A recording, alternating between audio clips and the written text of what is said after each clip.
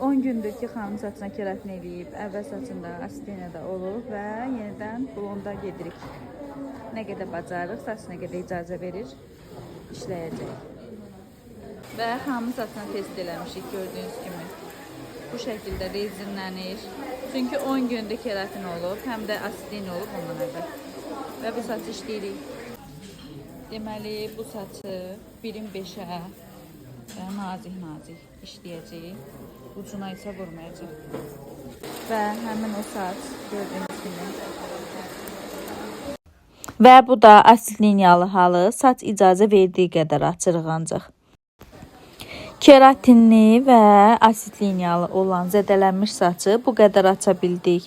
Saç bu qədər icazə verdi, çünki saçı təhlükəsiz şəkildə açırıq, yandırmadan, yıpratmadan. Ünvanımızı da ki bilirsiniz, Nizami Mol Şeir Akademiya. Yazılmaq üçün Instagrama keçid edə bilərsiniz.